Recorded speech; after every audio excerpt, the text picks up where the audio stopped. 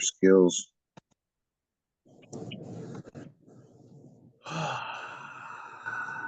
Dr. Stone, it has been a while since we last spoke, and it's a pleasure to do an interview for your memoir. I was honestly honored when you asked me that. I was shopping at Goodness Me health store across the street and got your voicemail. Was pleasantly surprised.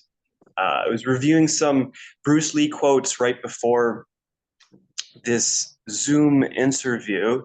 I was trying to find the one that said, if you can see it in your mind, you can hold it in your hand, which is attributed to Bob Proctor. I thought it was Bruce Lee, but Bruce Lee did say, knowledge earns you power, character earns respect. And that you've taught me a lot. Number one, I wanted to thank you again for just your encouragement to start interviewing people, and taught me it was a stepping stone for a lot of other skills and confidence, honestly. But field of dreams, if you build it, they will come. The knowledge, I love knowledge. You taught me character and humility, honestly. So I appreciate this opportunity, and I'm looking forward to hearing a bit more of your life story. So without further ado, take it away, Mr. Stone. You give me too much credit. I don't deserve it. And funny you say you called me Dr. Stone. That's funny because my dad used to, and I'm not a doctor. My dad used to say that he would go to restaurants when he would book and reserve a restaurant, he would put his name down as Dr. Stone. So he would get best treatment. I don't know why people treat doctors better than other people, but anyway, that's it.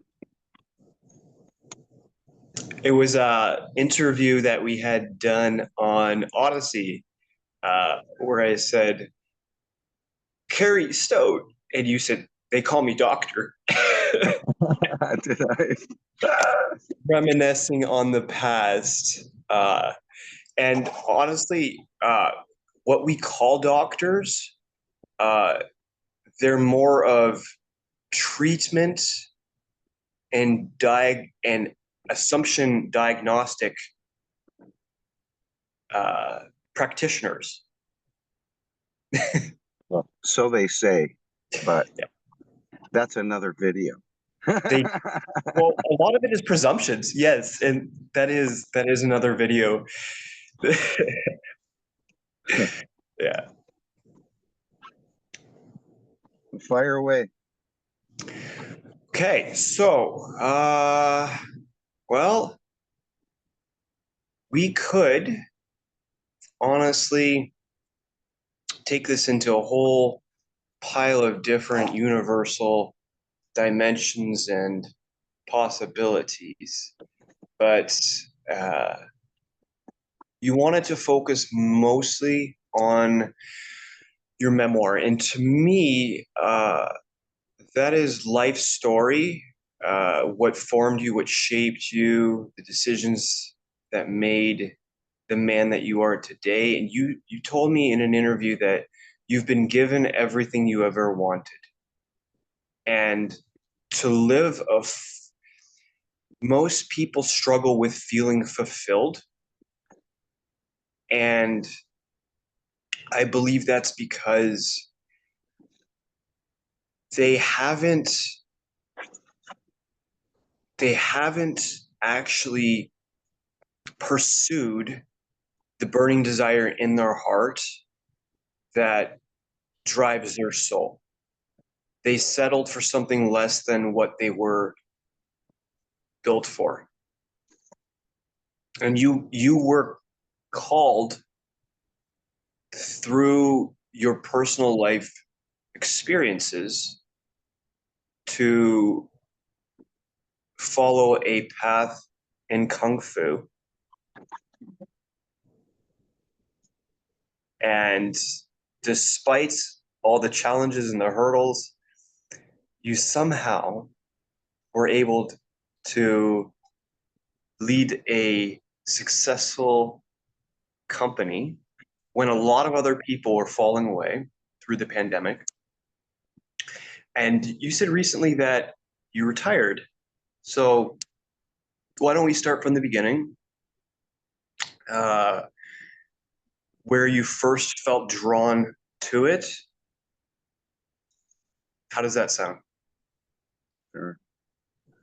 I really wasn't.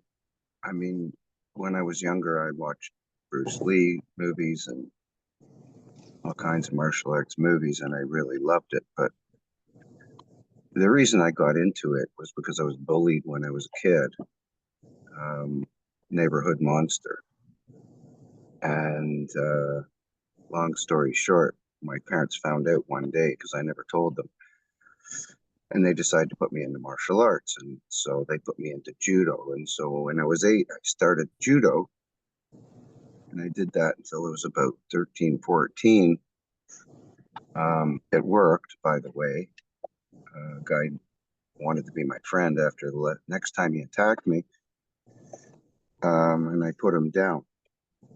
But I don't know that I was drawn to it, honestly speaking. It just was happenstance, and we had kids, and I wanted to put them into something constructive, and I wanted them to be able to defend themselves, etc. And so we put them into kung fu, and my wife and I joined also, and it was just it wasn't like I ever dreamed of teaching. I never did because I was very quiet.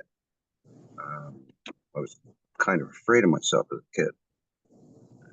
I didn't have Afraid, I didn't have my afraid power at all. What's in that? what? Afraid in what sense?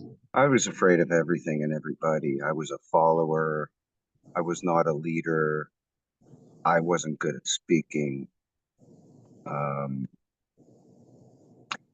I, being in front of people and talking, even a conversation with friends, was always the lower one in the pack type of thing. So I was not a leader, and it just happened. I trained for years, and then the opportunity presented itself, and I was asked to teach, and I was already teaching because that was part of the training. Was once you got to a certain level, you had to assist with teaching. So I helped the kids program, and of course, my kids were in the program too.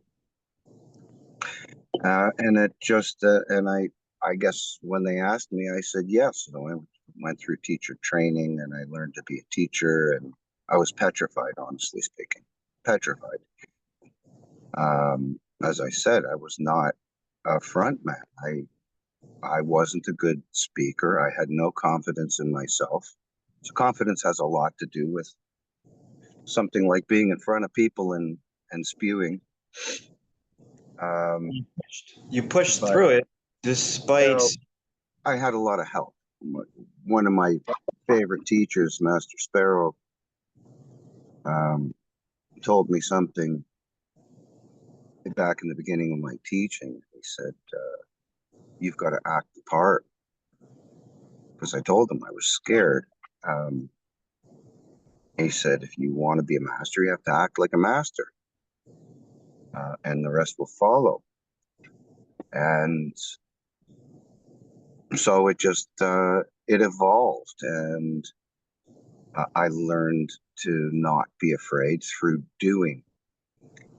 And now my mouth just runs off whenever it wants to, and I sometimes I don't have much control over it. I'm getting better at controlling, but as far as public speaking or speaking in front of other people, it became easy for me because I stopped. Not that I stopped caring, which was I was gonna say. Um, I mean, now I really don't care that much what people think of me. But that was my biggest problem being young was I cared way too much about what other people thought of me and what I did and what I said. So I wasn't me. I really wasn't me. And I didn't become me until, of course, marrying Leslie was huge because that was my backing. And she believed in me when I didn't really have any confidence. And over time, over the years, I grew more confidence.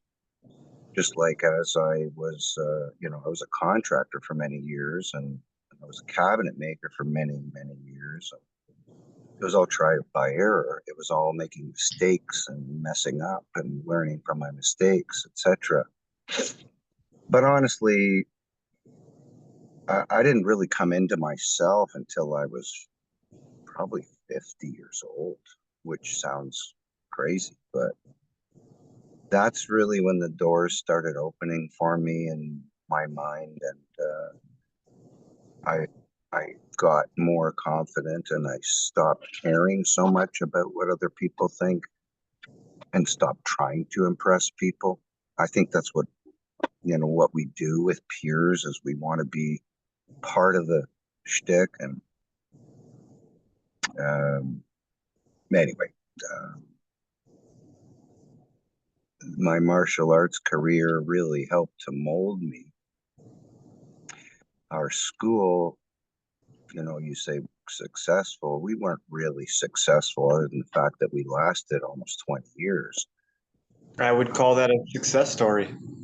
I mean, a lot of people don't, but a lot of people do. And I have a lot of friends that have very successful martial arts schools. Um, Well, how are we defining success though? Because some define it as money, and others, that's most, true. most And companies and don't last past a few years because they go bankrupt. yes, well, money is a big part of it, and you're right. Money isn't that important, and that was the one thing that set us apart from, I suppose, other schools was we weren't in it for the money. We did it because we loved to do it, and it was an education, and it still is. And I learned from teaching and from our students probably more than they learned from me. They just don't realize that. I learned a lot about people. I learned a lot about myself. I learned how to spew. And I think Um, that's why we were attracted to each other, uh, because I love a good underdog story, and Rocky is the ultimate underdog boxing movie of all time, hands down. You stand out because you're not about the money, and it's about so the type of people like passion attracts. The type of students that you drew to you were people that could resonate with your story and people that you could inspire. They saw something. It's like whenever you're listening to music or watching a movie, you can see yourself in the character or the lyrics. Like attract mhm, like. mhm, Yeah. true. Anyway, sad story is I had to close. Um, there was a whole debacle with what happened with the world and everything that went on, and of course being closed down by the government, etc. We lasted until May last year. We trained out of a couple of different places because we couldn't afford our own four walls anymore. And in May, we threw in the towel. It just wasn't worth it to keep going on. And I have certain moral standards um, that helped me with that decision. And honestly, I never wanted to retire. That wasn't part of the dream. And with what I did, it wasn't an absolute to retire. I mean, I could teach until I'm 90, no problem. Um, I learned to teach from a chair for a few years because I had an accident and I couldn't stand for more than a few minutes.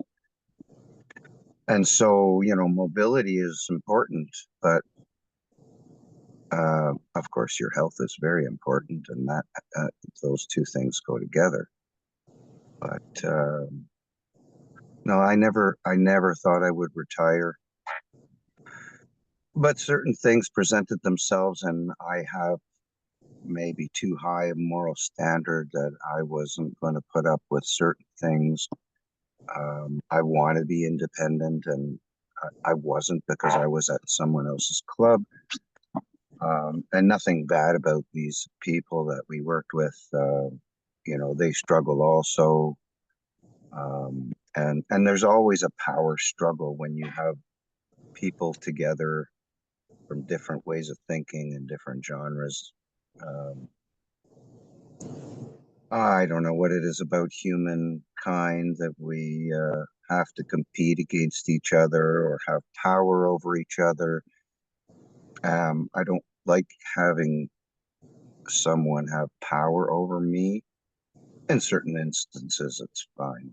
Honestly speaking, I have my drawbacks and I have the good things also, like anybody else.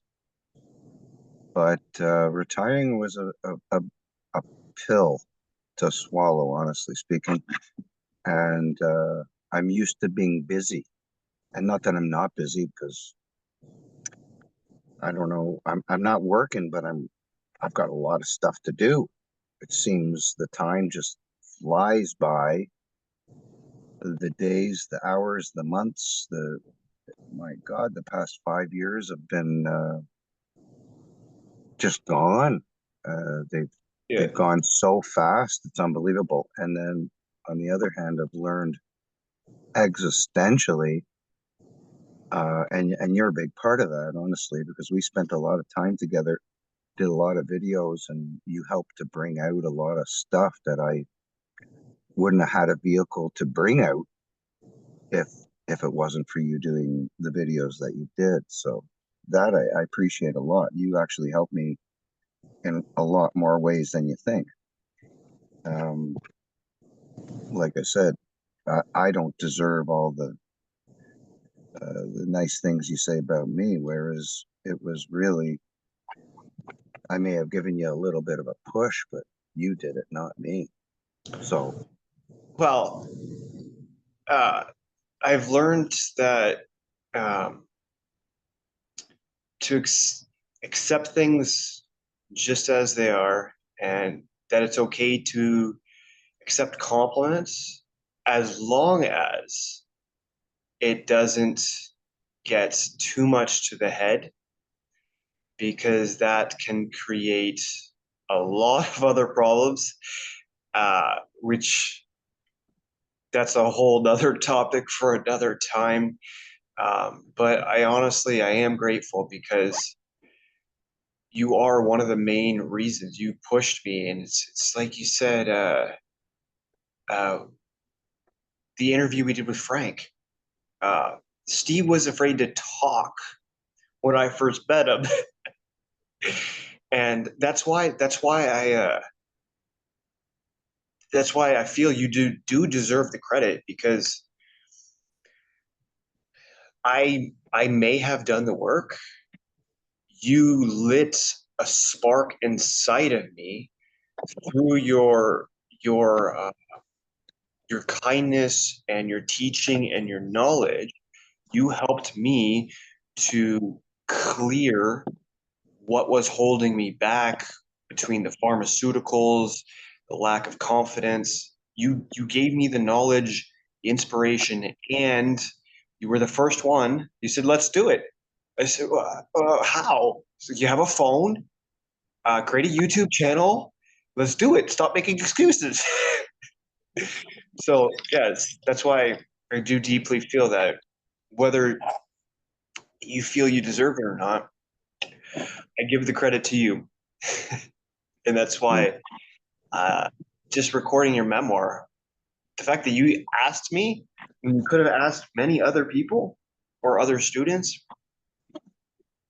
It's very humbling considering Mm, everything that we've been through, and it's been it's been crazy. mm, Last few years is it's a lot has gone down, a mhm. lot that it's a complete shift from 2019 to 2025 where we are now. The changes that are happening in the world, I, it's wild. Like I'm Yeah. excited to get up now, and you have more time. Uh, all the changes that happened, living in a trailer and all that. I try to see the positive side of things. You got more time to spend with your grandchildren now, right? Yeah, I do. And honestly speaking, I mean, I'm a very, very lucky person because, I mean, they say there's one person right for everybody, and I don't necessarily believe that. You fall in love with somebody and you get married, or you don't get married. It's not important to get married anymore. When I did, it was important to me because I was so insecure and I wanted to lock her down. Um, Especially because she was an import. She came from Scotland, so I wanted to hold on to that. And like I said, she was my stabilizer, really. And we had a family, which was probably the best thing ever happened to me, other than her. Um, I honestly have grown existentially as a person, um, because I consider myself pretty dumb, honestly speaking, in a lot of respects.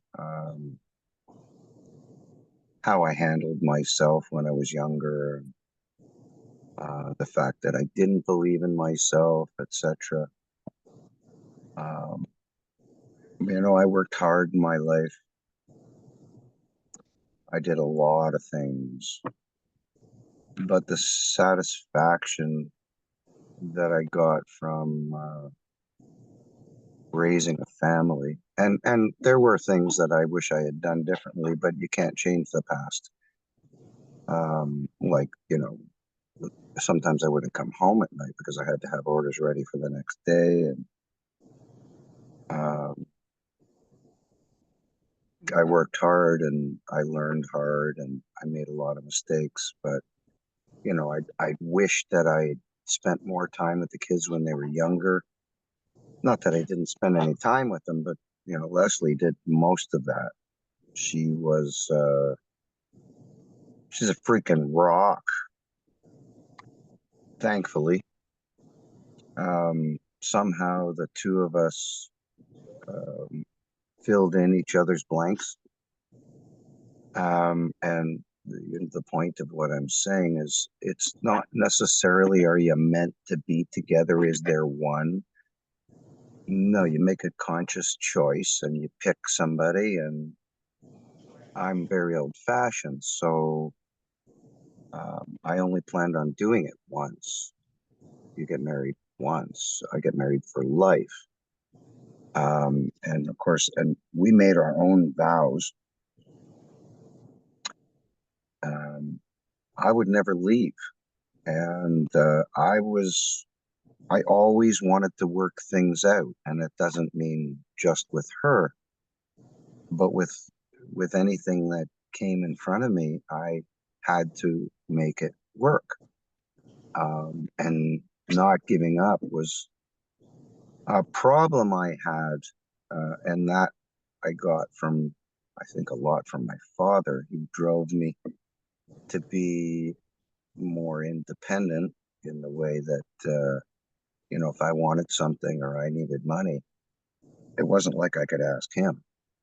Um, he taught me work ethic, and you start a job and you finish it, and you leave a place cleaner than you started, etc. And so satisfying.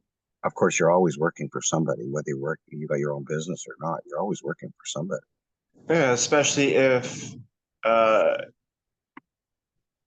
you have your own company, suddenly you don't just have one boss, all your customers are now the bosses, and you're 100% correct on what you mentioned about you can't change we can't change the past. We can adjust our perception on it. But all we can do is move forward, try our best, and uh, do what we set out to do. Well, sometimes we don't even know what we want. I mean, it's an evolution. Yes. Um, sometimes we just fall into things. It's exactly what happened with me in teaching. I never had any intention of being a teacher at all. It just happened. Um, I It wasn't wasn't, expecting it. I wasn't looking for it, and it wasn't like I even wanted it. So as a things are very, child, you know how a lot of people have dreams. Talk to children when they're growing up, and some of them dream to be a princess or a firefighter or a police officer. Did you have moments like that? I wasn't like the other people. Most of the people I knew in public school, I guess, was probably when you might have had your dream of being something. They wanted to be a doctor, a lawyer, a dentist, or something that made a lot of money. I think everybody wants to make money. I mean, I always wanted to have money like anybody else, but I never, I had no dream when I was a kid of what I wanted to do. I really didn't. I just kind of stumbled through life. Um, You made it up as you went. I did. I, I, Yeah. I really did. And I screwed up a lot. I made a lot of mistakes and I continue, but I make less mistakes now. I still make mistakes, but it, I think that that's one of the most important parts of growing up or growing into a good person is um, those mistakes and the failures and the good things, they all made us. All the, you know, I was a blamer. I came from a family of blamers. I honestly, I used to be able to find someone or something to blame for any circumstance that happened to me. And that's a problem because then you don't take responsibility. But I didn't realize that back then. But now, um, it really comes down to being responsible for my actions and understanding why I did something and learning from the experiences that I've had, right? I mean, life is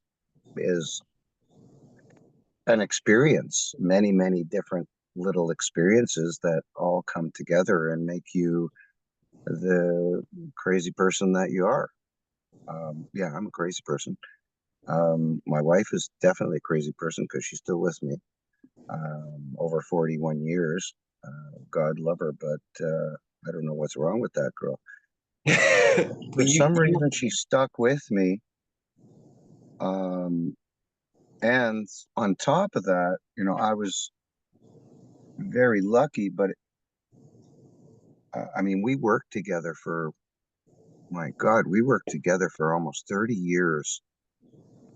Um, I mean, she was slugging it out in my cabinet shop, putting cabinets together, unloading trucks. And I mean, she's not a normal woman. And, she's perfect for you. I, what's that? I'm teaching her how to be a cabinet maker, how to screw things together and put things together. And she used to get mad at me because she didn't like the way I was teaching her. Well, you know, I it's a little different working with your spouse than it is working with an employee, even though she was kind of an employee and I'm an employee. How you say things to other people is very important, and their perception also construes or misconstrues maybe what you mean. So, and the English language is a The mess, spell and spelling. I wanted to touch on something. which you taught me a lot about that and opened the door to Yeah, the that's word what industry, etc. So I learned a lot about that since. Go on. uh, one of my specialties is looking at details that most people miss. You taught me about uh, you're talking about blaming and responsibility, and the word response is in response ability, right? Our ability to respond instead of reacting. The method of before we respond to people, take 3 breaths, think about it, and then say it, right? And that comes from character and wisdom over time, which comes from experiences. But people have to want to make the changes necessary or stay stuck in patterns and habits. The choice is theirs and theirs alone, right? Yeah, I agree. Want in a lot of cases, yeah, I agree. Sometimes we just change We're due to forced to sometimes. circumstances. Yeah, I think sometimes we're forced Circumstances. to. That's a better way to put it. Yeah. Um, and of course, everything revolves around who you surround yourself with, you know? I would say that's 90% of it. Yeah. It is. Yeah. I mean, I've heard of millionaires or billionaires, and they say if you want to be financially successful, hang around with people who are financially successful. If you hang around with rats, you're gonna end up being a rat eventually. So Energy goes where attention flows. There's only 2 things in life that we can control: our attitude and our effort. And what we pay attention to is based on our attitude. And our effort yes, determines all, they're all interconnected: attitude, effort, and attention. Those 3 there are the base structure for anything in life: attitude, effort, attention. and something else I've learned. Um, I mean, I think I always have tried to be this is authentic, honest. Everybody's lied. Um, I don't, I can't stand a liar, even though I was one at one point. But to be authentic and real and honest, whether what I believe is true or not, to believe that or to be authentic about it is more important. I never Yes. really want to spread something that's a fallacy or something wrong, That's but what a lie is. Michael Everard, uh, rest his may soul, rest in peace. Yeah. yeah, taught me that a lie intends to deceive. And one day this came to me that the objective truth is that everything is subjective based upon perception. It's how we perceive things. Some people may be lying to our perspective, but to to themselves, they may not think that they are lying because their intention could not be to deceive, right? Right. That's, yeah, agreed. Yeah. Totally. Yeah. So it's been a learning experience for sure my entire life. Um, I can't say enough about my kids and my grandkids. Um, I'm down the line, so Leslie's more important, the kids, and then the grandkids, and then there comes me. But the fact that a bumbling goofball like me could bumble through life and raise a family somehow,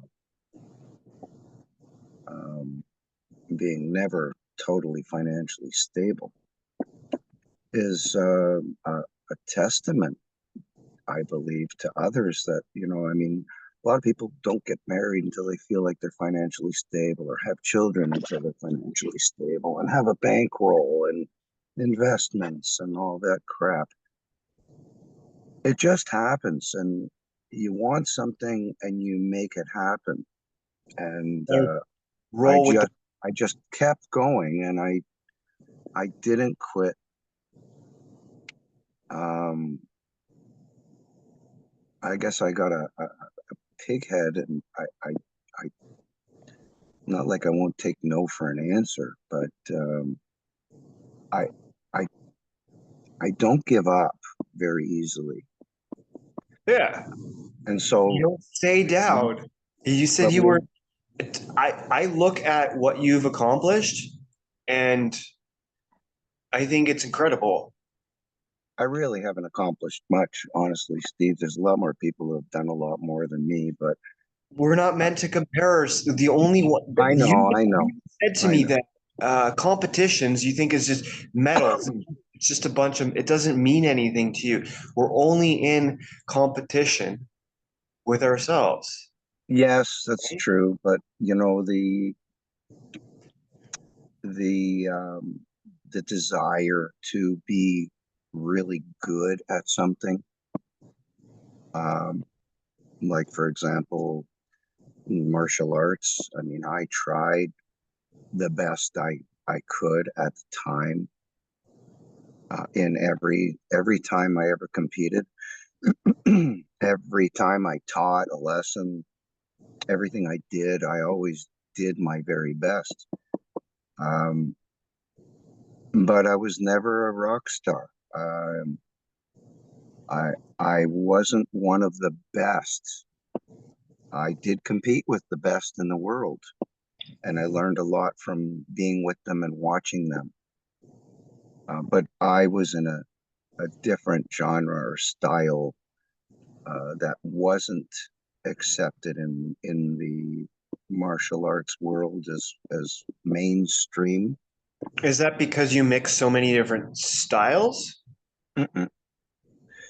No, the style that I came from is controversial.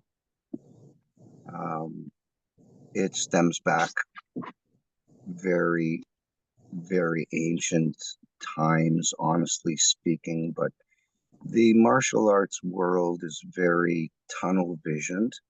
And not to put anybody down, everybody's very good at what they do. um, our style or system was different from most. And it's a hybrid style, which, to, in layman's terms, it's a combination of many, many different styles. So it wasn't really necessarily a style, more of a system, which was different from, the average stuff in the martial arts world. And, More of a for system than example, it is a style, you said? well, no, we were more of a system than a style, because our system encompassed many different genres. Um, it wasn't like, for example, karate is one genre, is one style. And there are many different styles of karate, by the way, and same with taekwondo and jujitsu, etc. Um, does the system that I came out of really, to me, put all of them together? It doesn't mean it's better. Um, there is no better style as far as I'm concerned. There's only it comes down to the practitioner and making things work for you, as Bruce Lee would say. But Yeah. yeah, I did the best I could. I fell far short of what I would have liked. Would have liked to be a multiple world champion and have many gold medals. I Well, do have gold what's medals. I have stopping? silvers. I have bronze, but I never really reached the full potential of some of the people that I really admired and would have liked to had that limelight, but maybe I wasn't meant to have that. And maybe that helped me to be more humble. Um, But Carrie, let me ask you this. What's stopping you from continuing to compete even though now you're not teaching? I'm 64, bud. We Um, okay, we last year could was live my till last. we could live till 120. I know. We Last could year live was till my. 120. You're only 64. You're I know. halfway. Only You still have a 64 lot of it's in the it's in the it martial all has arts. to do with Yeah, passion, drive, and fire, buddy. If you're but passionate about something, go after it, regardless of if you're teaching or not. I well, know I'm having a break right now. Let's put it that way. you would have faults and you would be exhausted, burnt out, and sore, but you were doing what made you the happiest. And I remember watching people do backflips and all these things at competitions. I almost died driving home. I fell asleep behind the wheel. But the point is, everything that's meant to be is because we make it that reality. That's true. If we That's don't true. go after it, how many people That's on their true. deathbed have regrets? And you said no regrets, Yeah, I know. I know. I look at right? like I was saying that the last competition I did was um, last year. Was it last year or the year before? I don't even remember. Went to the World Championships in Florida, and I never got a gold medal in fighting. Um, and of course, it was a comeback for me because I hadn't fought in the ring since I had my accident, which is almost 12 years ago now. Um, Can we get into that a little bit because I don't know how much we touched on that, but that that led you into starting up a almost the healing aspect of what you do, right? Because you had to find ways to uh, recover from the brain injury. yeah, I had a lot of obstacles. The brain was a big part of it, and the body is still a problem. Um, I mean, I trained my guts out to go to the last world championship, and I fell short of my goal. Um, I did make it to the finals and was going for a gold medal, and it's a best out of three. In the second round, I got a spinning sidekick to um, my short ribs and cracked a rib, and I went down hard. And I don't go down hard, but it was a good shot. Maybe a little excessive, but it doesn't matter. It is what it is, and I went down and I got back up, of course, and going through my mind, should I continue or and go for the gold or should I just concede? Maybe if I was in Canada, I might have continued because, I'm here. I can go to the hospital here and not incur expenses, etc. But I was in Florida, and I decided it wasn't worth the gold medal to maybe end up in the hospital or have a punctured lung or something stupid. It just wasn't worth it to me, so I conceded. You had travel insurance though, didn't you? No, I didn't actually. You No, didn't. no. Usually I do. Um, but we drove down to Florida because we couldn't afford to fly. So um, stayed. We stayed at my with my dad's wife, second wife, no, third wife. Sorry. Um, so that helped a lot expense wise. All the times that I went to the World Championships, it was a big deal because we didn't have money. So a couple of them, I raised the money. I got sponsored. Uh, People helped, students helped, and somehow I got there. So I mean, my whole life has been a struggle because I'm a bumbler, um, and I just kind of somehow bumbled through this life to be where I am right now, which in most people's eyes would be nowhere because I'm living in a box in a field and have been Struggle makes you stronger though, right, Gary? through it. It's taught me a hell of a lot. I gotta tell you. I mean, I've learned a lot, and we've been off grid for 3 years out of 4. So that's a big learning curve. Well, just like anything else, I had to learn. I was a contractor, I was a cabinet maker, I was a teacher. It's all a learning experience. And sometimes you get down. Everybody does. We get beat up, chewed up, and spit out, and somehow you got to find your legs again and keep on going. And what keeps me going? It really, it isn't me. It's my wife and my kids and my grandkids. Um, that's the most important thing to me. What I've amounted to, well, I don't know what I've amounted to. And I don't care really what other people think of me, but my wife still loves me, and I think my kids love me and my grandkids. Um, and and I guess they look up to me. I'm very friendly with my children. They're not just my kids; they're my friends, which is extraordinary. So we enjoy each other's company and we party together.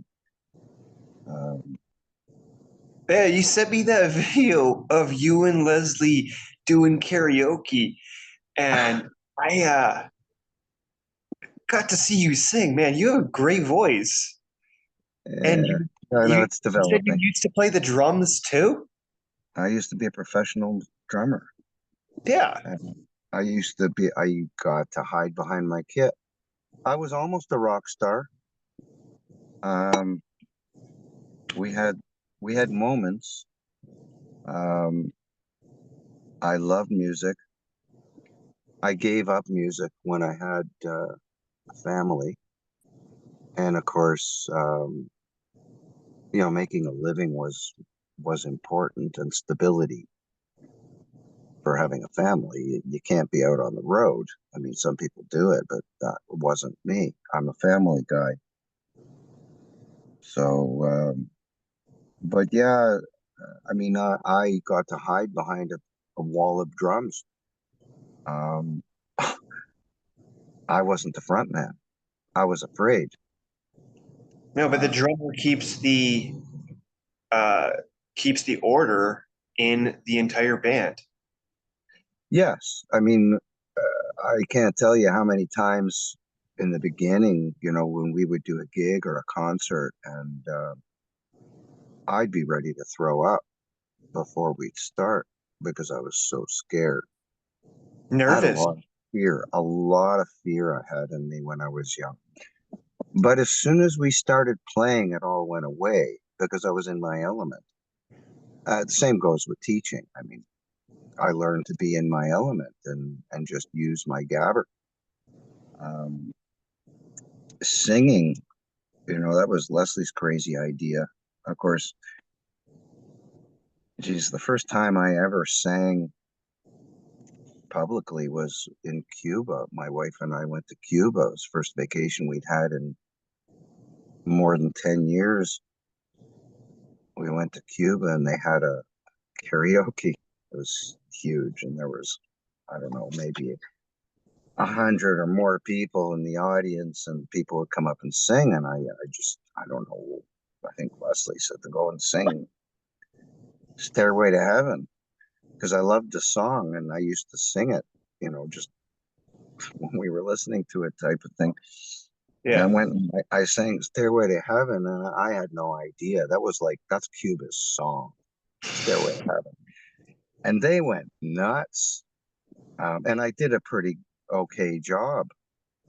Um, but then I didn't sing for many, many, many, many years. It was just a one-off type of thing. And then, of course, we moved to Ajax. We couldn't afford to live in Toronto anymore. And we passed a bar that had a sign for karaoke, and we said, "Oh, we should go and do that." Live So in it's the her moment, fault. right? It's her fault, and we enjoy it actually. We'll go and we'll sing. Um, it's funny. She put me up to it, and then when it came time for her to go up and sing, it was like, no, no, I'm not gonna sing. I don't want to sing. But I got her up there, and was she a good singer? Well, who is when they start? But she's actually turning into a pretty good singer, which is unbelievable. Not unbelievable. If you do anything enough, you get you get good at it. You get better. You No, it's get like you better. said, Yeah. first So we act and then we become, right? that's You right. don't have to be That's good to right. start. You just got to start to become good. So and we've talked a lot about frequency, um, and I mean just even speaking is frequency. But when you're singing, you're doing resonant frequency throughout your entire body, which is very healing. Can be Oh, very healing. yeah. And it just the feeling when you're doing something and you're okay at it. I mean, by no means do I think I'm great at anything. I'm not. I just do my best every time I step up to the plate. It doesn't matter what it is I'm doing. Um, Interestingly enough. So I bumble. I'm a bumbler. I've been a Mhm. bumbler my entire life. Yeah. Yeah.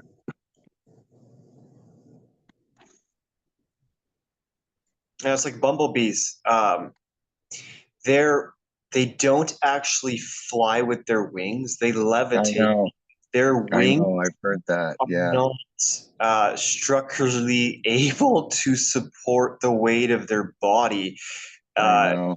Resonance vibrates into a cavity in their larynx, and that creates a specific uh, vibratory frequency that allows them to dial in to the ether and just Levitate. float, Yeah. levitate. Yeah, Yeah. it's Yeah. It's amazing. pretty incredible. Pretty Yeah, incredible. Yeah. There's a lot of stuff coming out now. Um, right. we used to watch Kreskin when I was a kid. He used to be able to do things, whether they were magical or real or I don't really know, but I mean, there was something about it that was very intriguing, and now I'm seeing people working with telekinesis and doing things that I always wondered, was it real? Was it fakery? But the mind is so powerful. Yeah, Um, man. I just sent a photo of a monk walking up a 45-degree mountain where someone else had to use a rope. It was actually more steeper than 40. I'll send you the photo after, but I sent that to Adele right before I jumped on here. The power of the mind. the power of the mind is like, how do these kung fu masters break solid bricks or ice I without know a hurting little bit. I themselves? know a little bit about that because I've done some breaking and I've known a few world famous breakers. And my teacher made a world record in, was it 1972, broke 1,242 pounds of ice, and he broke ice because you can tell if you're cheating, if it's pre-cracked or heated or dried out. For example, wood or bricks or cement can be tampered with so that it becomes easier. But he chose ice, and as ice sweats, it actually gets harder. Um, and so I dabbled in that, and it really is a mindset more than anything else. It's not about brute strength, although I've seen many breakers use brute strength and be very successful with brute strength. A certain amount of strength is important for anything, but it really isn't about your strength. It's more about technique and a mindset because you're going through. And what stops you from going through is your mind. If you don't believe you can go through, if you can't see the other side, you're probably not going to go through, if that makes any sense. Belief is everything. Um, No one yeah, goes on a journey if they don't believe they'll be successful in it. well, I didn't believe in a lot of things, Steve, especially with myself. So it's not entirely true. Like I said, I'm a bumbler, but somehow um, I made it through and I did the things that maybe sometimes I didn't even want to do, but I managed. It's not all pleasure. It's not all, everybody wants everything to be ducky and perfect and wonderful and have the perfect fairy tale life. It doesn't really work like that. But there are moments. There are moments of perfection, and I don't know. I like using analogies or comparisons like, golf, for example, because a lot of people play golf. And if you've ever played golf and you've hit that perfect shot, it's like there was no effort and it just went. It was pure. And you get that feeling of satisfaction like you Yeah. did something really good. And you could have 10 really crappy shots and one really good shot, and that's what brings you back because you want to do that again and again and again. And so, like in golf, the good golfers really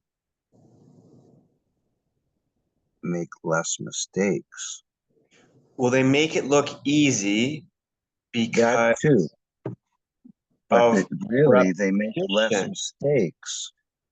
And Yeah. so they have a lower score. And of course, they've honed their skills. And there's many, many skills in golf, just like anything else, like business. It's never just one thing that you need to get good at. You need to be multifaceted. There's so many Yeah. things going on in the mind. And Not then there's the everyone can. body. Uh,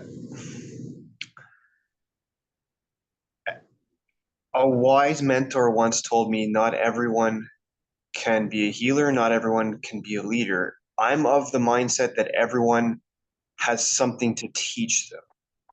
Even though not everyone has it in them to lead or to be a healer, everyone can teach because That's very true. we all have And some knowledge of to share, right? So what good is some it of if the we keep? best lessons I ever learned were from not just my own mistakes, but watching others make mistakes. And I used to, as I said, I used to be a blamer. Um, when I was very unhappy with my family, not my immediate family, but my, my parents, maybe my siblings, for a long, long, long time, most of my life, honestly. But I've come to deal with that. And again, it really started when I was 50, when I learned to accept and move on, accept other people's flaws, but not to be negative about the flaws. The flaws teach you what maybe not to be like. Like I didn't want to be like a lot of the things I saw growing up. So I made changes. Now, of course, I've got the attributes of both my parents. Um, and of course, we all have these family issues. I had a broken home, um, and all the things that go with that, which helped with my insecurities and etc. But the lessons that I learned from what I believed shouldn't have been or what shouldn't have been done taught me to not be better than anybody else, but to learn from not just my own experience, but others' experiences. And, um, my father's a really good example of that. I was very angry with him for most of my life. But as I grew up, so to speak, I realized that he did the best he could. Um, no matter how short I felt he was, I learned a lot of really good things from him. Um, a lot of my moral values came from him also. And that man never stopped. He he just, of course, most kids, their father is Superman. And to me, my father was Superman, but I was also afraid of him, you You were know? afraid of your dad? I what? You were afraid of your dad?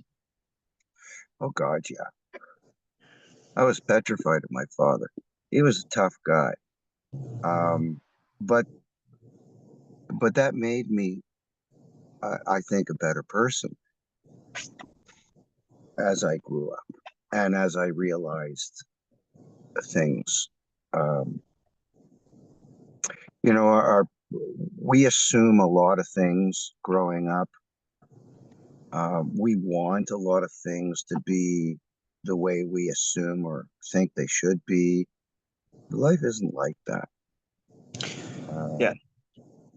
Um, our families are our start, and we depend a lot on our parents, maybe too much.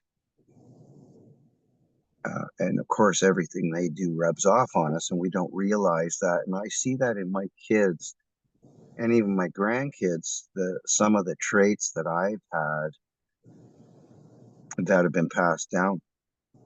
And so you learn again, you learn with your kids, and then you get to step back and see the grandkids. Uh, it really is amazing to see the The growth in ripples in them. the generational in the But you get generation. another chance. It's like you got another chance. Now, I fall short in a lot of cases of what I think I should be or how I should be, maybe more, you know, like I should play with my grandkids more, but I'm 64. There's a I'm quote I'm by Bruce Lee that I was reading shortly before this interview. He said, "Be careful of saying that something is impossible because you just made it impossible." And my parents, about a year or so ago, they said to me, "We made a lot of mistakes raising you." And I remember sharing a quote with you: "Forgive your parents, for they were learning too." And that helped give me a lot of peace because, like you, I was very angry for a while, and they just did the best that they could with the knowledge that they had based on what they knew from their own parents. Absolutely. Absolutely. So we should forgive and Yes, move on. And my brother helped me with that a lot, actually. He really did. Um, because letting go is really important, I believe, because we carry so much angst or hatred or dislike, and it it really isn't helpful at all. it ends up It just, hurting and hindering our own growth. I know this yeah, from firsthand experience because I held on to a lot of unforgiveness, and it yeah, physically affected my own energy for a while until I was able to release that. And thankfully, I've had and still do have a lot of really great teachers and mentors to help guide me, because any doesn't matter how far someone is progressed, how far along their journey, they're always, if they want to improve, be better than they were yesterday, they seek a mentor who's a little further along than they are. I was on a Zoom recently, yesterday, with a great company.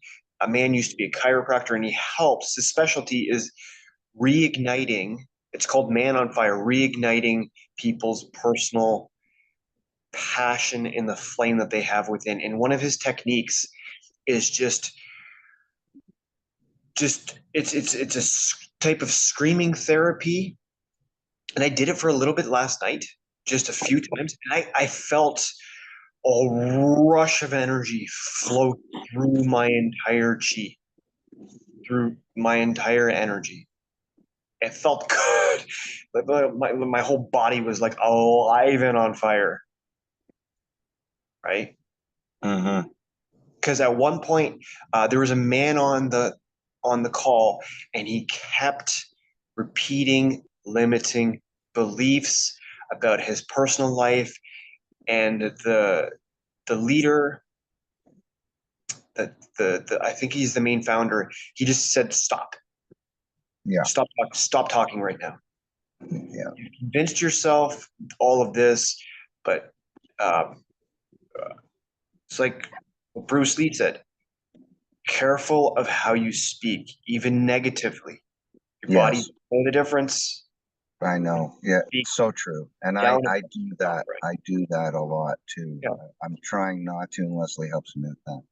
And I know the power of words because every time I talk with Frank on the phone, what we talk about literally manifests either during the call or right after. We'll bring up your name or someone else's name, and then boom, you pop into my inbox right after we mention your name. Now, there's no coincidences in life, right? But there are serendipities. Yeah, the connection is crazy. The connection we have that we don't realize is actually it's crazy.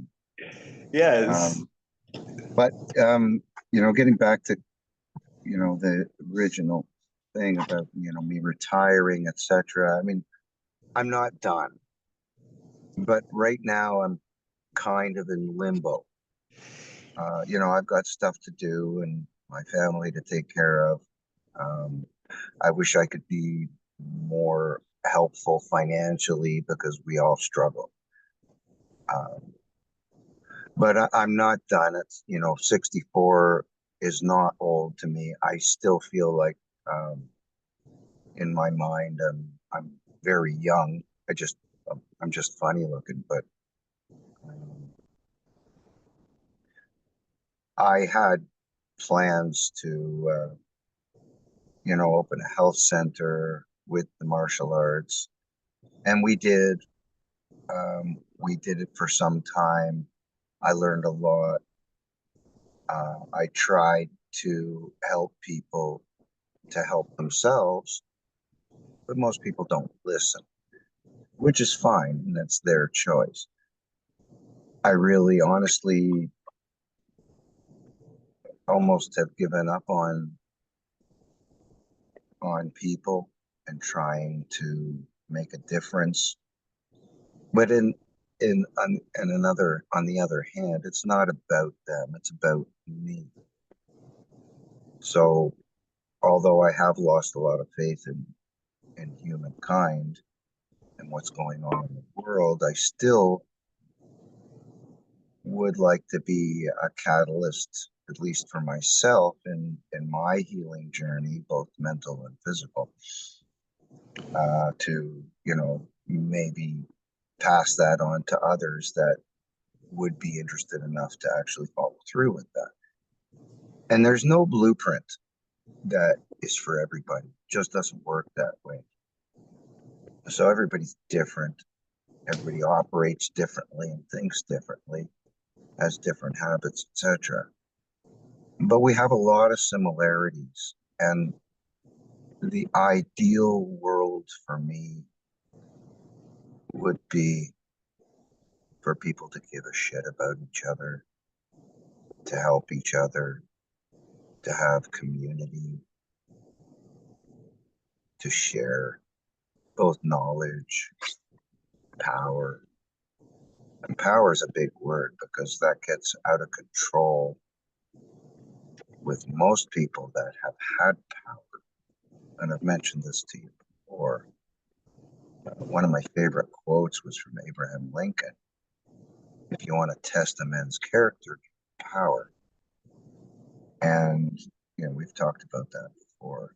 It's interesting you mentioned that quote specifically because I just said that to a friend of mine, Patricia, last night, and So ran into a woman. I'm speaking with a friend of mine, Vicky, over dinner. She pops into the table, says, "Sorry to interrupt." And I said, "Well, you didn't interrupt. You're just part of the conversation now." Her friend comes in and starts talking, telling me about someone that she knows that's going through chemo. We have a conversation, and I tell her about all of these different technologies and cures and for cancer and what cancer actually is and what chemo does to the body. Next thing you know, we're exchanging information and she's asking me questions about how she can get more intel. Just it's just lack of awareness. People most like there was that one study where if you had to do one thing for the rest of your life to solve all your problems, most people wouldn't do it because it wasn't phrased in a way that people could fully understand in their language. Most people would make the necessary changes to improve their life if it's worded in a way that they can receive, comprehend, and understand. You have to believe, um, and our minds hold us back from a lot of things because we're so influenced by so many things. Don't even get me started on, the medical industry and stuff, and I know we could talk money for a and long time. banking, education, and uh, it's just a mirage of junk. But all that aside, it yeah, I mean, it really comes down to the person, and everybody's so individual, but yet we're so much alike in so many aspects.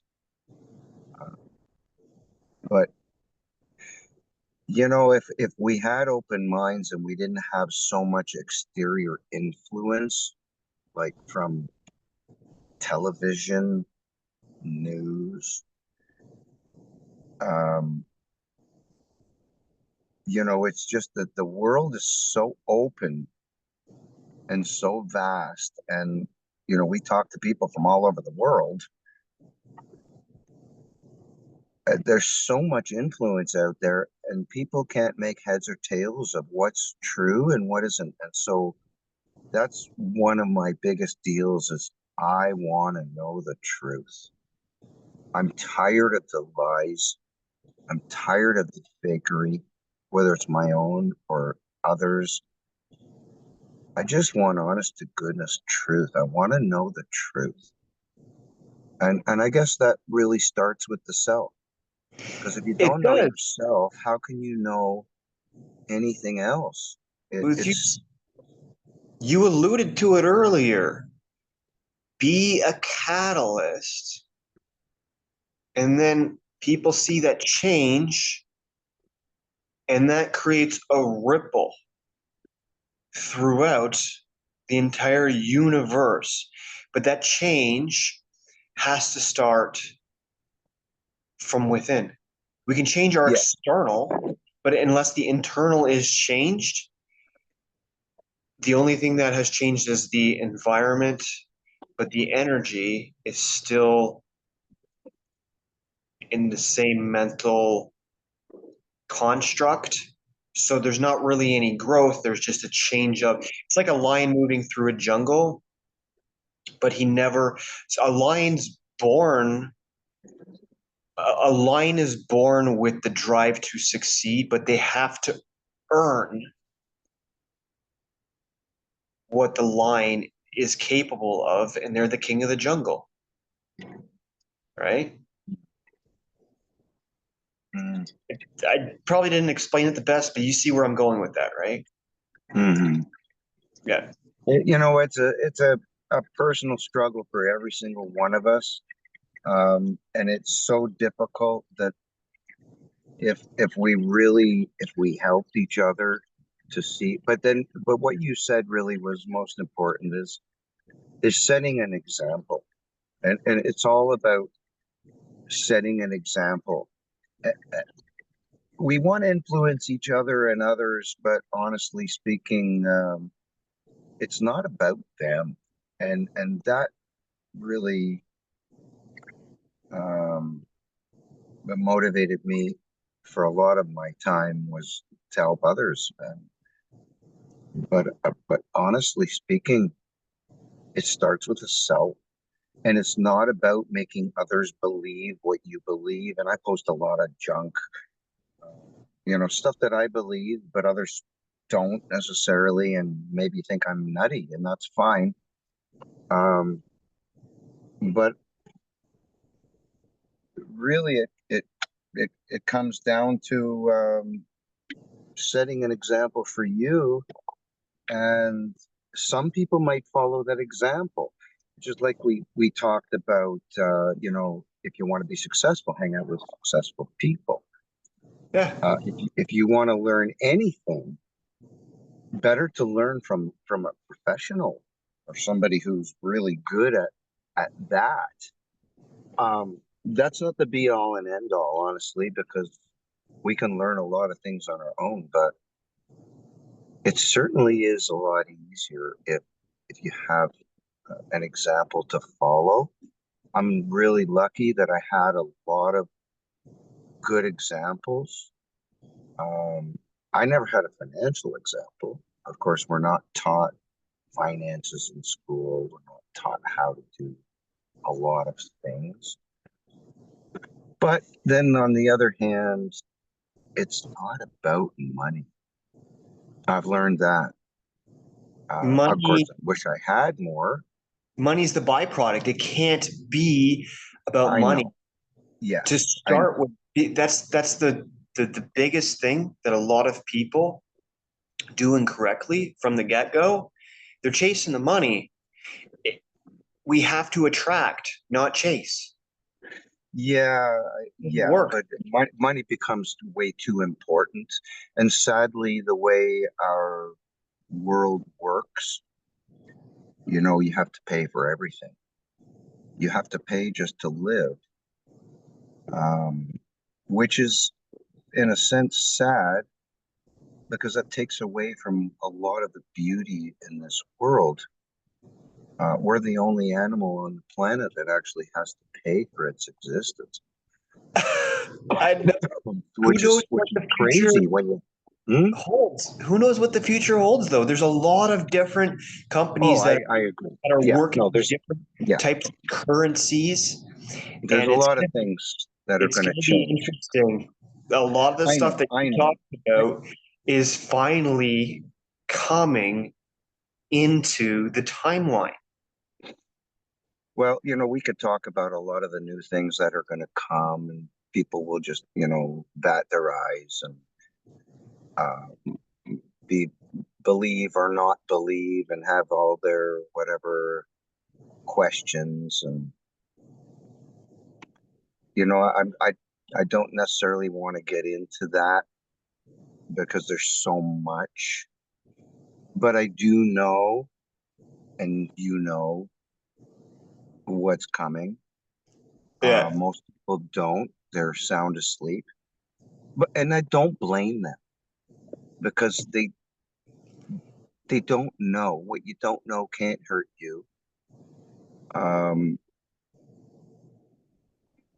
there is so much good in the world that we just don't see. There's so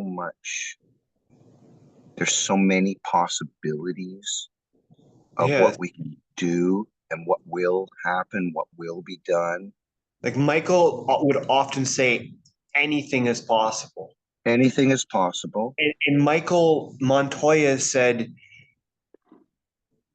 if it's in your mind, anything your brain can conceive is real. He said that's why people have such a problem with believing in things, because the way that Neo was actually able to bend the spoon was realizing that there is no illusion, there is no separation between the spoon and himself, because everything he's seeing is actually occurring in his mind. All he has to do is change the way that he sees himself, and the external will take care of itself.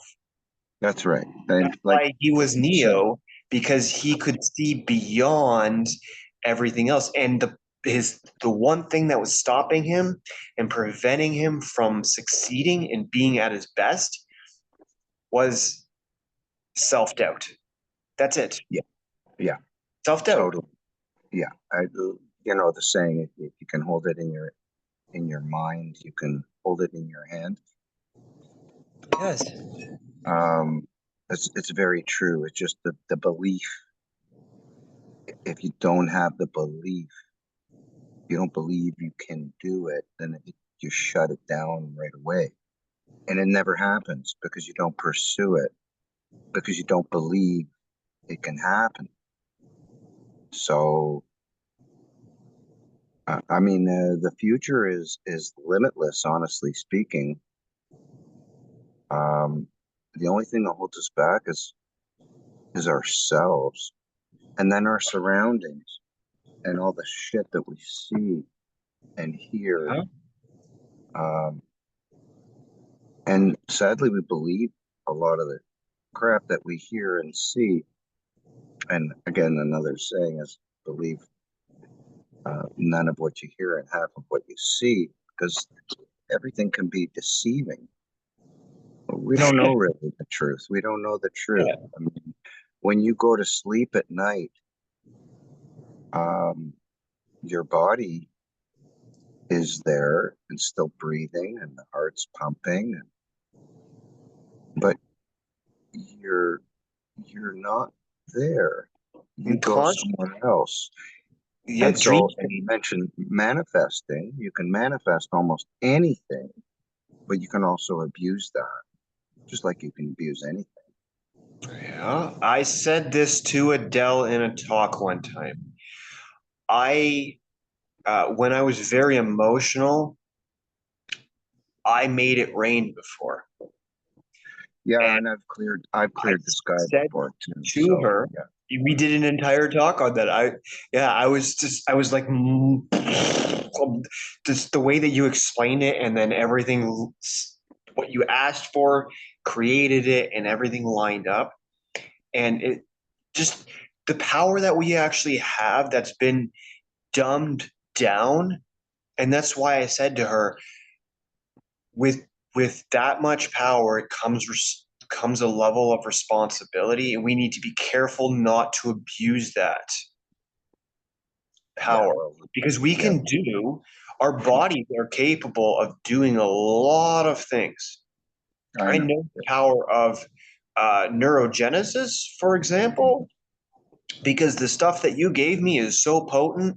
I could feel I could feel new nerves growing in my body while on it. I could You can do feel that. them You can do forming. that on your own without any stimulus, honestly speaking. Yeah. But It again, just that's speeds that, up the process. that's it's voodoo to most people, and even to myself. I know some things, I understand some things, but to put it into practice is a completely different story. So uh, you have, like, in order to solve a problem, you have to know what the problem is first. And be honest about it, and Yeah, then take action steps. Yeah. but if you don't know the root cause, you're never going to fix it. Just like the medical industry, they don't look at the root cause. They mask things Yes. and make you feel better at the time, but then something else goes wrong. So Mhm. we really need to get to the root cause. And where's the root in all of us? It stems from our childhood. It really Dental. does. Yeah. And Root, crown, dental, right? yeah, The well, root, that's another story too. that's that's a Yeah. whole nother topic. But to touch on that, focusing on the problems amplifies more problems, That's right. because the amount of research and information that I have access to now is it's coming in. Uh, Benjamin Freeborn, we did an entire talk called critical mental overload, right? Mhm. Mhm. Analyzing analysis paralysis is dangerous without the proper emotional regulation. First, it can tip the scales, and that's why I was causing my own ailments and pain in my body from focusing on how there's so many problems. And that's why there's a famous quote that says there's a difference between how does it go?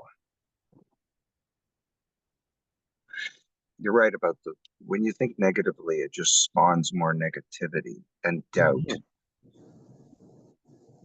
Yeah. So it doesn't make sense. It just doesn't make sense. Oh, now I And remember. There's a difference between renouncing and resisting evil. When you resist it, you're giving energy to it. When you renounce it, it's a detachment.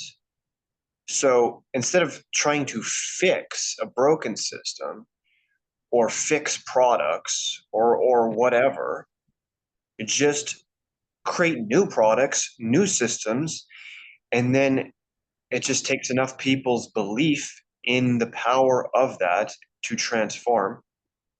And it doesn't take yes, a lot of people. It just takes a certain amount of catalyst, like we were talking about, energy point, energy centers. Certain individuals with influence can lead in, and like look at what happened with Martin Luther King Jr. or any of these people. Right in the past, they were dealt with. Now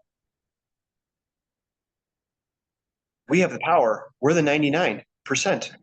yeah, but I mean, all that said, you're right. But it, as we said before, it really comes down to the self. So if you apply all that, what you just said, to you, then we have something. Because all the external crap goes away, and then you're focused on making a better you, which in turn, your frequency can make this world a better place. And it's not about anybody else, it's about you. And then who you surround yourself with, or what you surround yourself with. And so then having a goal is important. that's the thing that I've lacked since I've retired. I don't really have a goal right now other than to get through this tough time, um, and then to make a better future. But right now, we're kind of, or at least I'm kind of in a limbo, and I'm not done. Um, as I've said many times, I don't give up, but for now, I let it go because it just wasn't feasible for me to continue doing what I was doing. And I've done so many things. I just, it's not like I'm out of things that I want to do with my life, but there are things that hold me back. Well, there's Like, a quote that goes along the lines of when you realize that the goal can't be reached, don't adjust the goal, adjust the action steps. of course, in order to achieve a goal, you have to take the right actions or Yeah. make enough mistakes to learn a better way or a way that works. Yes. So not giving up is very important. If you want something, then you got to go through the hoops. Yeah. Visualization is the key. And I had, I have, I have the visualization and I see where things can go. My issue for a while was I wasn't taking the proper steps. So I was living in my head like I was already successful without having done the work. So I seemed crazy. But I also love the quote that work so hard that people think you're crazy. Dream so big that people think you're insane. Right? But who cares about Those are them? the That's those a problem. That's a problem that's I the had most thing. of my life was caring what other people thought, you Yes. know? It prevents So action. it Yeah. does. Yeah. Yeah. So then I guess the most important thing is being now and dealing with the now. Um, of course, dream and set goals, but without action, none of that's going to happen. So, I say that I'm not really successful in most people's eyes, and I don't really care anymore what most people think. But, where I lack it is just financing, financial stability. That's what I've lacked my entire life. So I've And then always been behind. that's And all that's about mindset, mindset yeah, I and know. perception of money. Because we've talked about this in the past. Money is a construct. It was It is. created as a limitation.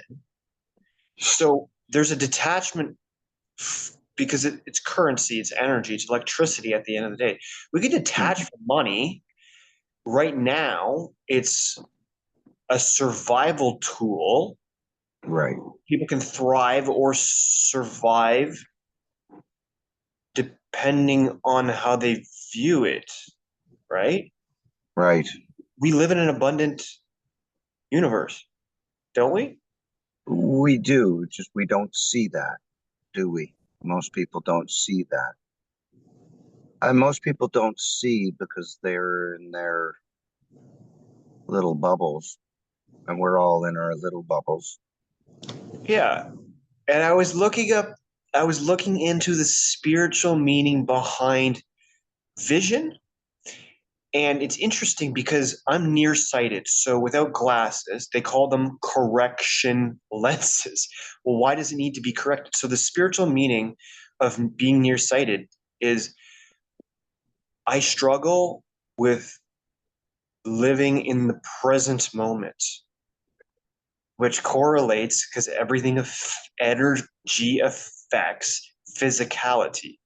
Before Right. everything starts in the spiritual and the metaphysical before it manifests into this construct that we call the matrix. So I thought that was interesting, and it's so true. I was learning about how to correct that. A pearl,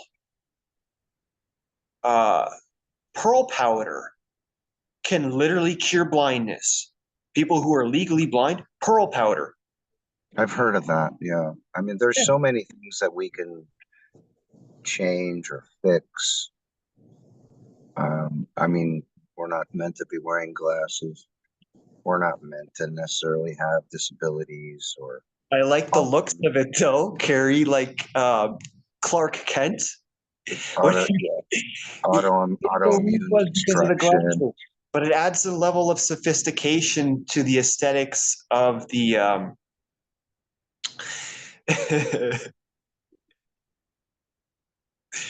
Yeah, I just I, I think it's fun getting to pick out a new pair every few years.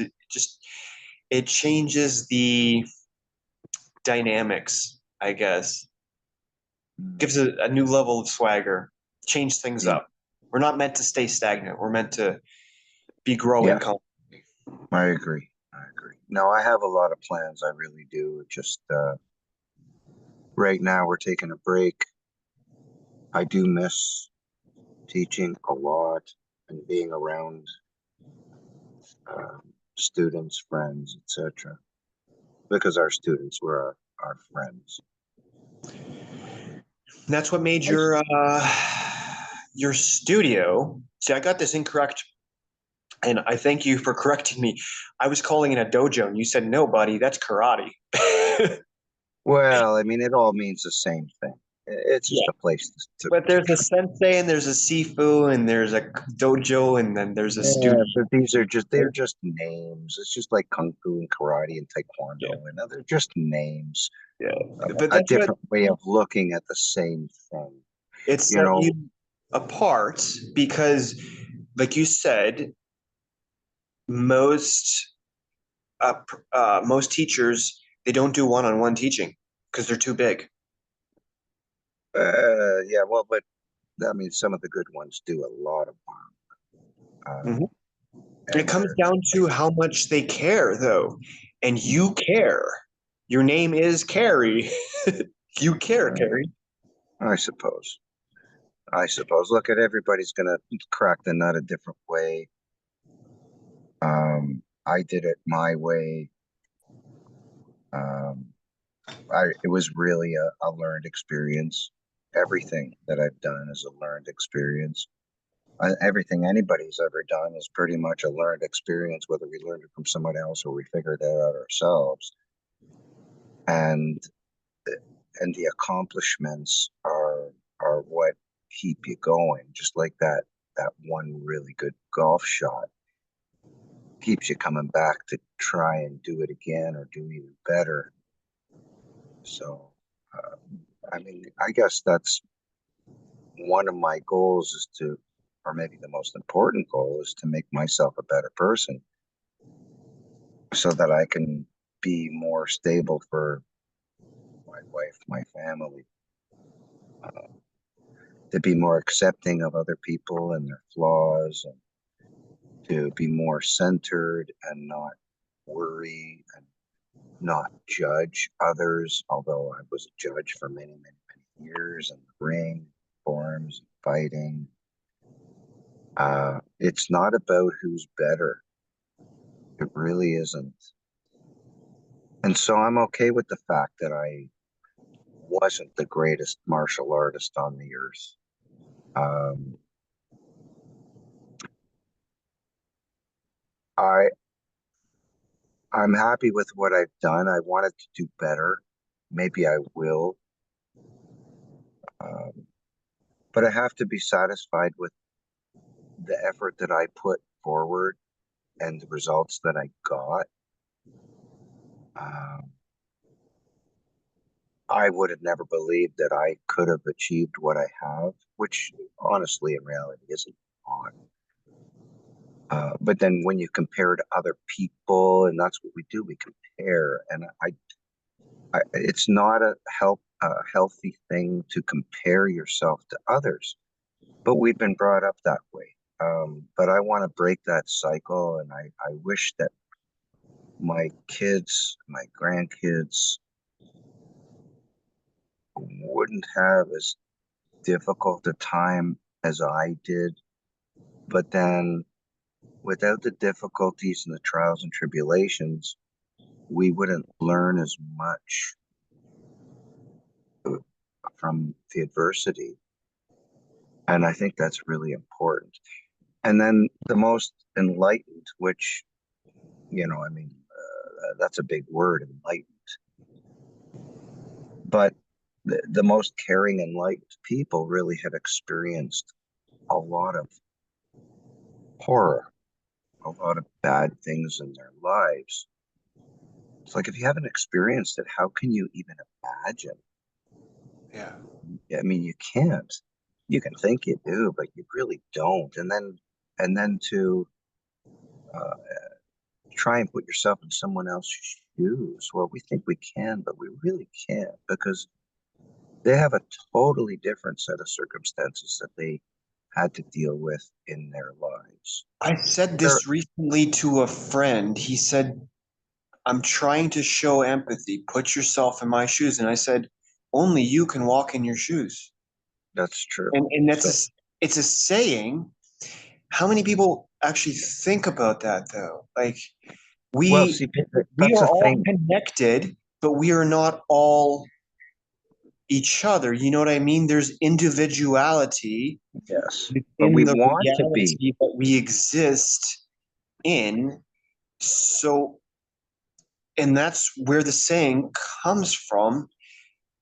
The hardest work there is thinking, which is why so few people do it. But many people also have the reverse polarity issue, is thinking too much, getting stuck in their head, and then they don't take the action step that would actually resolve what they're trying to solve. Well, that comes down to the belief system, right? Yes. So, and then we have so many exterior things, people that we see that we want to be like. Um, why we want to be like anybody else is beyond me, honestly. At least now I believe that, but I didn't before. I wanted to be like this person or that person, or be successful financially, blah, blah, blah. You know, life is like a box of chocolates, Hmm. How's that? because each one tastes a little different, looks a little different. Even though they have similarities, they're not the same. Nothing is the same, nothing stays the same, and things change. Yeah. And so we have to be able to change, go with the flow, and through all that, be able to find our way. So there is no one way. Like some people say, the gurus, oh, if you do this and you do that, you do this. Yeah. It doesn't work that way for everybody. Some There's no people may resonate universal. with that, but Yeah, it's interesting you brought up chocolates because chocolates are an aphrodisiac and that relates to the sacral yeah, chakra, which has to do with creativity, sexual energy, and yeah. adaptability. Well, Chocolate, sexual yeah, energy, sacred sacrifices. To make changes, sacrifices need to be implemented. And do you know what I'm saying? And so it's interesting how one little analogy can change the whole course of history. Sometimes it's just one thing that needs to be adjusted, Because, like diseases, all problems stem from one cause. As Michael Montoya said, there's only one disease, a lack of electrical flow. We can apply that to all areas of life. Where's the block? Where's the lack? Solve Yeah. that, and everything takes care of itself. Well, and again, I would stress the importance of community. Starts with, of course, who's close to you, and setting a good example, and doing the best you can, and trying not to hurt anyone or anything.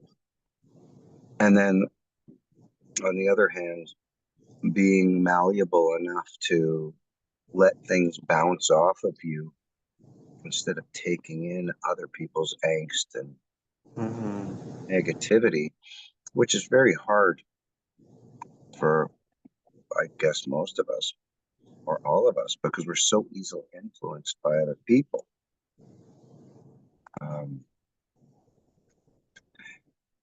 I guess I just want to be a good person. I'm not so concerned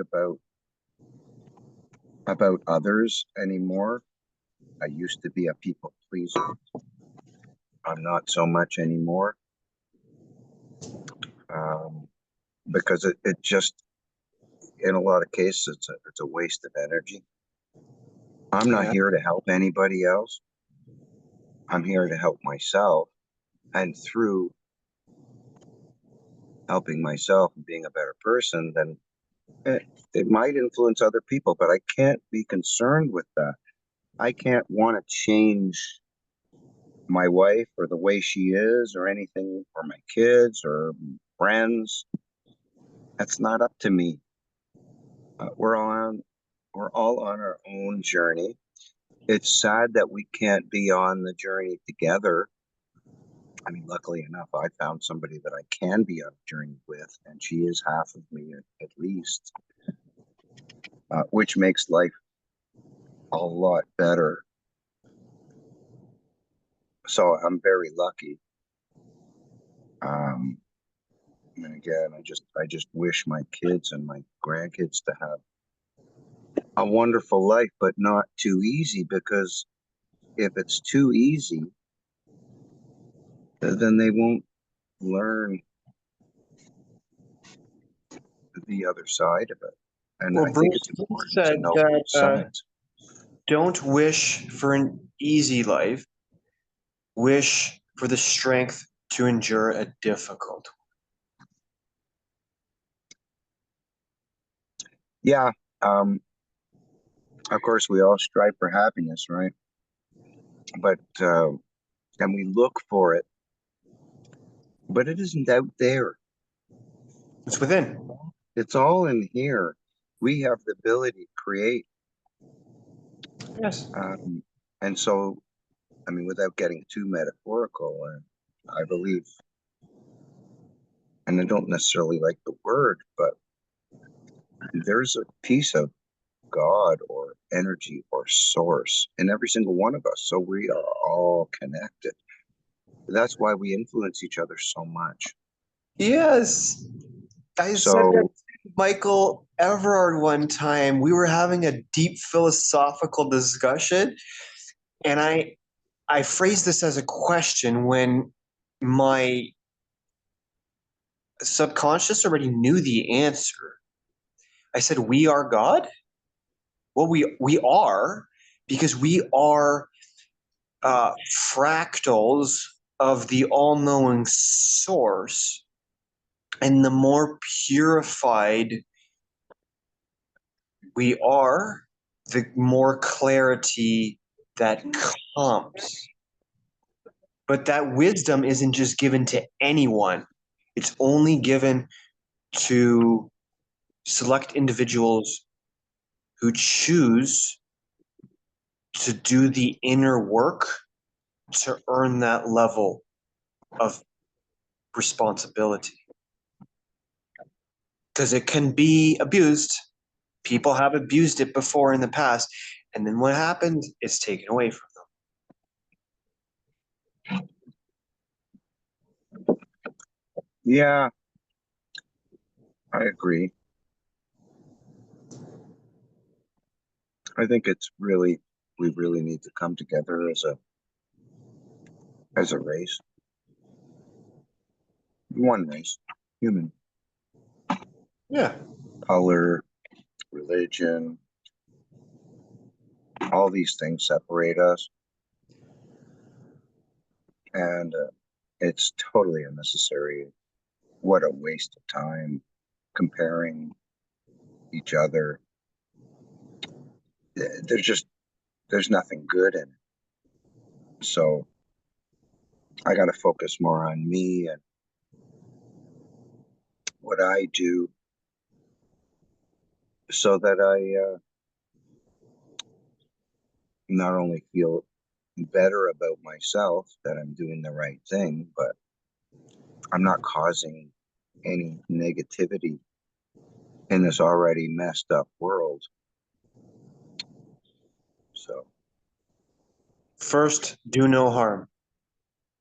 It's the yeah, number one no harm. principle Yeah, within law. First, yeah. do no harm. Hmm. Comes from a Latin phrase. It does. We could go on forever, and it's funny how we do talks. We just go on forever because there's so And much to talk about. time just dissipates and seems It to be does. non-existent, right? It's been almost 2 hours. I So, know. I know. My wife just came out and said, "We got to do laundry." all right, let's do some wrap up closing statements. And it's been a pleasure as always, my friend. Well, we should do this again soon. I really enjoyed talking with you. You know, it's much better than talking to myself. um, I don't know how much I really got out about my life, but it's not really important. Everybody has their own trials and tribulations, and we find our way or we don't. Um, I really think it's really important to leave a good mark. Not necessarily so people think you're a wonderful person. Not so that at my funeral people will cry and say, "Oh, he was a great guy," and did this and that and everything else. That's all redundant. And the past is redundant, other than the fact that we learned from the past and that helped make us what we are. But the future is now, and to take the steps necessary to do the things that we want to do, we have to think about that at least. It starts with a thought, and then to carry on and go forward and make that thought into a fruition, which is a Mhm. big step. I hope everybody finds their dreams. I hope people do dream. I wish that people would do what they love and not for money. Because money is a necessary but horrible thing right now. But I do know that what the future holds will be a much different world. And knowledge is power, and knowing the truth to me is very, very important. So I try only to speak my truth. I can only speak my truth. And I believe it doesn't mean necessarily that it is 100% true. Um, but that, you know, I mean, ultimately, I don't want to be judging people and saying, "Oh, he's better," or "She's better," or "I'm better." It's it's all a kind of a waste of time because there is no better. There's only different. And And we each go through this life. Who knows how many there are or where we go? I don't know. I don't care because this is what's important right now. And so I just got to keep doing the best I can do always now. So to me it's got to be now, always. You see the beauty and you see I can see all these clouds floating over my head and very little sun. But when the sun comes out, it's really nice and it warms me and it warms everything. But there's use for everything. So I don't want to judge, especially I don't want to judge people. I've been working on that for a long time. I still have a lot of work to do with that. But yeah, the world is going to be a better place, and my world is going to be a better place because I choose. That's what's going to happen. And I think that the way that I think and others think that are similar of like mind will help to make a difference because we are all frequency. And people don't realize how much we influence others. And not like we're supposed to. It's not like you have to. It just happens. Whether you believe it or not, we have a lot of power. I don't want to abuse any of that power. But we do have the power to make change. We don't have to change others. We just have to change ourselves. And with that, I guess, my life story summed up. I'm really me. I'm not like anybody else. I'm not here to impress anybody else. I hope that my kids and grandkids uh, have some respect for me. But really, it comes down to me and what I think of me. That's key. Really, it is because that's what keeps you going. And if you don't believe in yourself, you don't believe you can do, doesn't matter what it is, and then you're just going to be stagnant and do nothing and exist. And this world's too beautiful to just exist. So I've done a lot of things and I'll probably do a lot more. I've made a lot of mistakes. I'll probably do a lot more. I've done a lot of good things and I'll probably do a lot more. But there's got to be balance. And for all the evil, there is good. For all the good, there is evil. We will never eradicate evil completely. It wouldn't be balanced. Just like night and day, there has to be both. Darkness gives light a reason to shine. We have to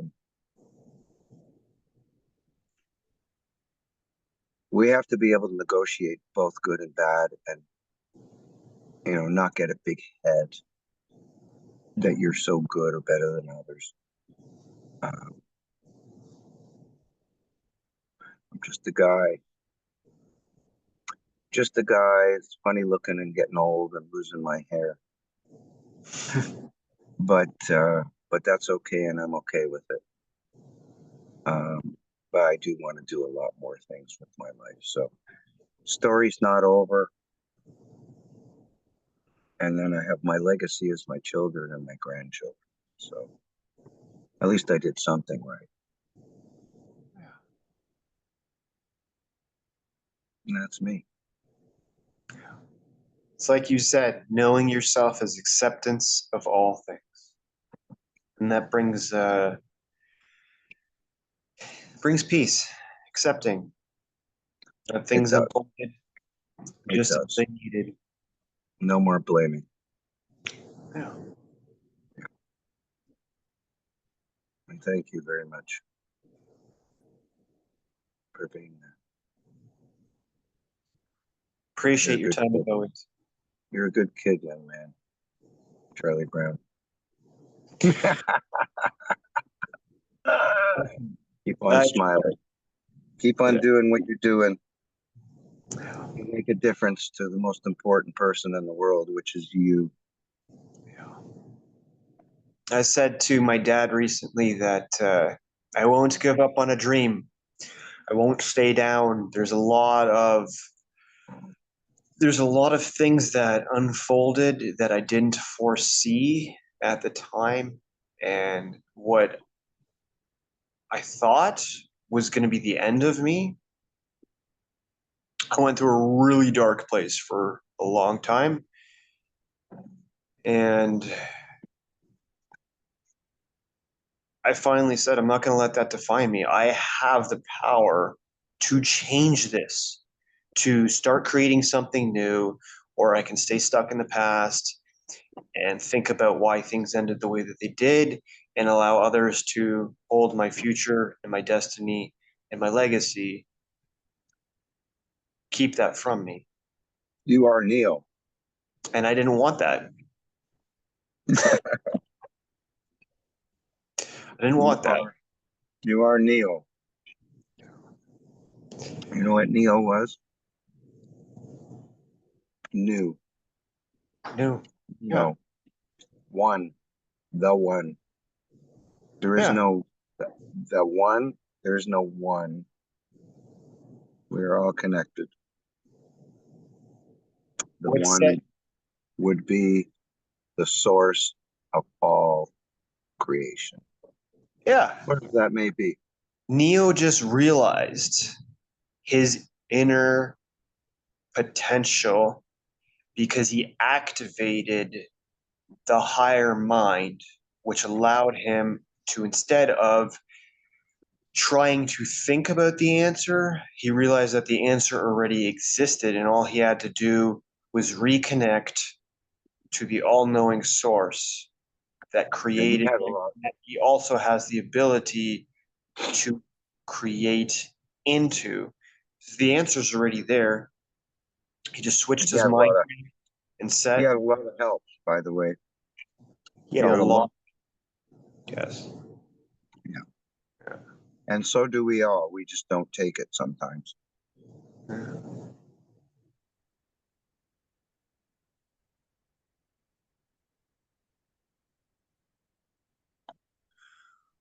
Accept help. It's very humbling. Very humbling to accept help. Yeah, we can learn from each other with each other. So I think that's the way it should be. That's how things used to be passed down. Yeah. And so things need to be passed down. Conscious community where everyone contributes and everyone thrives. That's a world that I foresee. Well, it's coming. We are a part of that change, and I think the world is going to be a different place soon. Yeah. Yeah. Yeah. It's coming. It's coming. Let's talk again soon. Let's talk again soon, my friend. Yes, sir. Thank you. Until next time, as always, thank you, Mr. Stone. Nanu. Ciao, mein buddy. Have a great day. Yes, we will speak mañana. Okay. Bye for now.